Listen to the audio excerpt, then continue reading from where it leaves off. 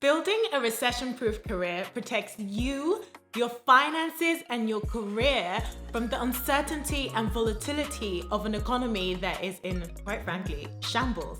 So in today's video, I'm going to share with you 5 things that you need to do now to make sure that your career is recession-proof, regardless of the state of the economy. I'm also going to share why it's so important for you not to trust your boss, regardless of whatever relationship that you have or whatever they've said to you about the security of your current role. Because the reality is, your boss's loyalties are not to you in any way, shape, or form.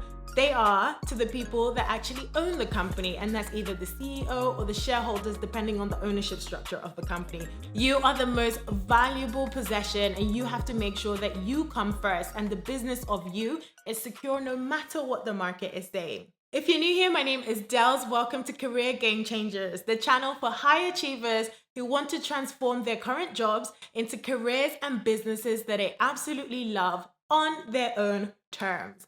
Making money, baby. Now that you know what this channel is about, I will encourage you, if you're into up-leveling, to click that subscribe button right now. Like this video before we even properly get into it, and comment and engage so that you become part of the community. So let's dive right into the 5 things that you need to do to recession-proof your career. The first tip that's going to help you survive a recession is to know your value in the marketplace and consistently work to improve it. Many people think that their value in the marketplace is their job title. So for example, someone like me who's a lawyer would probably naively think that all they have to offer is on their CV, I am a lawyer. But the reality is that if you truly understand your value, your unique USP that sets you apart from everybody else, you will never really have to fight so hard for a job, because it's going to be very clear to see what benefit that you're bringing to a company in any market. Let's go back to the lawyer example. I could easily just say I'm a banking lawyer, but what's exciting about that? What is unique about that? Quite frankly, nothing. But if you can say that I'm an international lawyer who's worked across 4 different jurisdictions, including the Middle East, Europe, Africa, and I understand what the best financial institutions require in any market in order to solidly establish themselves and also draw and retain customers that will help them grow their business. That sounds a lot more interesting than I'm a banking lawyer. And you always need to consistently think of the work that you're doing every day and how it's practically adding value to your business and the company that you work for, because then you're able to sell your contributions to anyone that requires your services in the future. Again, now is the time in an economy that, quite frankly, lots of companies are not as busy as they used to be. People have been furloughed. You really need to understand your value. You need to up level by increasing your skills. And in a recent video that I posted, probably over here somewhere, I talked about the 2 recession-proof skills that everybody needs to nurture. And again, in order to recession-proof your career, those skills are so important. So after this video, make sure that you watch that. I'm gonna ask you now, what is your value? How would you present that? What would you say? So pop your job title and your value in 1 sentence below this video so that I know that you've really understood the point that I'm trying to make here. The second thing that's going to help you build a recession-proof career is to always keep your eye on the market. You have to know what is going on in your industry and not just your company. I know that lots of the time, many of us who are kind of probably not really into the 9 to 5 anymore, just come in, get the job done, walk out and leave. But quite frankly, you can't afford to do that in an economy that's a little bit shaky. But if you're doing a job because for whatever reason you have to do it, it's still worth you coming in every day and paying attention to not just your company, but what are your clients doing? What is the market looking like? Because that allows you to spot when there's things that are red flags. It allows you to spot opportunities that you can take advantage of, and it allows you to make a transition to something better if your current role is not actually satisfying you. I give you a perfect example. Usually when I'm not working in an office or at home, sometimes I work in a co-working space that's quite close to me. The manager used to work for this music company that was like really big back in the day, but by paying attention to trends, he realized that, look, like, this market is not that great. This company is not that great. And he made a pivot into joining a competitor that was a lot more hipster and indie. And he realized that that's what the customers want right now. They're tired of boring, flat, sterile co-working spaces. and they want super trendy, like hipster type environments where there's more creatives and they don't want to work for WeWork. So he basically took advantage of that insight and positioned himself with a company that was emerging as a leader. And now he's very happy doing what he's doing. And if he'd stayed with his old company, quite frankly, he wouldn't have a job right now. That shows you the importance of keeping your eye on the market. And you might think, what does that even mean? It could be as simple as just finding an industry-centric news website and following it every day, maybe reading, even just the headlines for like 10 minutes every day. You'd be amazed at the insight that you can gather. And when I say news, I'm not talking about Lad Bible or like BuzzFeed. I'm talking about the real deal that's specific to your industry. Following on from that, it's super duper important for you to keep your resume up to date. If you follow tip number 1, which is about knowing your value, then you should have a CV that very easily and quickly communicates that value. So the stats are, it takes on average 6 seconds for a recruiter to skim through your CV and decide whether they want to talk to you or not, or even want to read any further. It's so important for people to realize that your resume really needs to be attention grabbing. It needs to be interesting. And when there's a recession, that resume needs to be able to stand out from the crowd.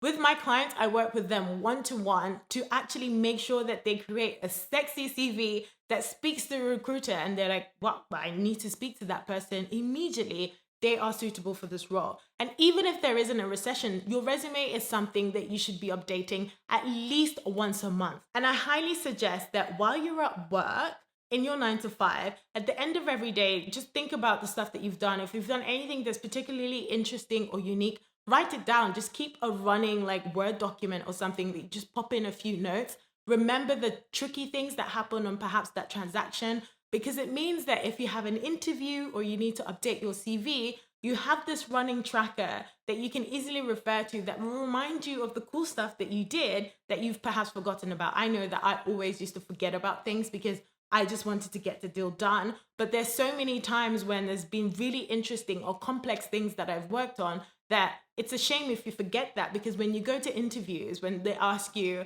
tell me about a time when, if you've not constantly be keeping your resume updated and keeping track of the things that you've been doing at work, you can't answer this question in a very easy and engaging way. Now, this is going to lead me on to the next tip, which is incredibly important in a recession, is to fortify your finances. And this means that regularly you should be checking the state of your bank account. You should be monitoring your expenses. And I don't mean like, getting an Excel spreadsheet and writing everything line by line. I know that many people are not ready for that level of complexity. And quite frankly, to a certain extent, I find finances very boring.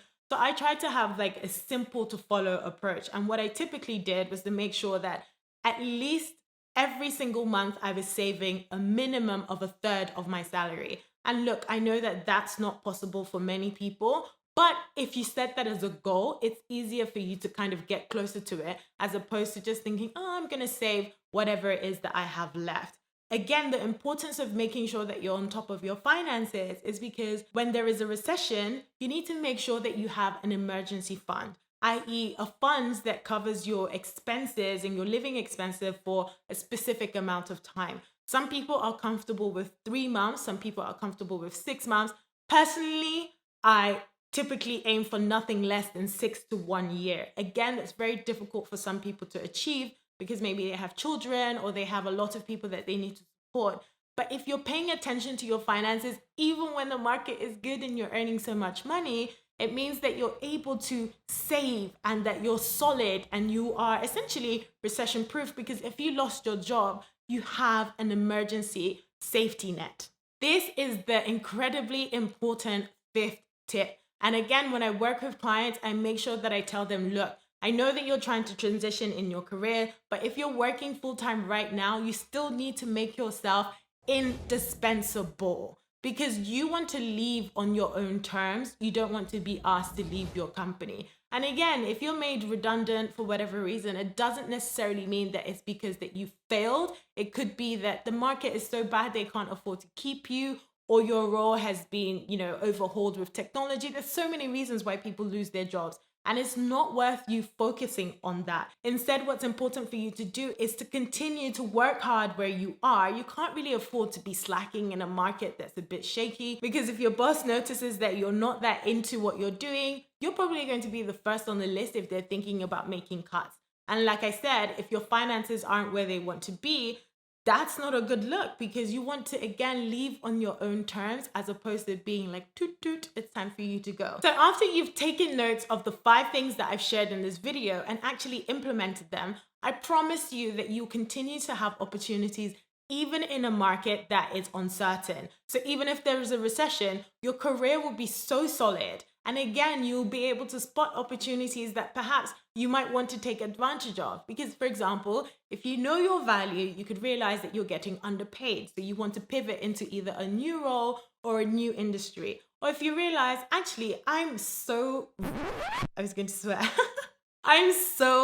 good at this particular thing, perhaps I should start my own business. You can take advantage of the fact that you know that your value is pretty solid, your competition can't come close to you, and perhaps you should set up a new business. If you need help of making that transition from one career to another, then I have some spots available on my Career Game Changer one-to-one coaching program. So just have a look below. Watch the masterclass that will guide you through the process. And if you're a good fit for the program, I will hop on a call with you and we can talk through your plans, develop a strategy for you, and see if we can work together to make your transition an epic one. Thank you for watching this video. Don't forget that this video over here is going to teach you the 2 recession-proof skills that you need in any market so that you can continue to make money regardless of what's going on in the economy.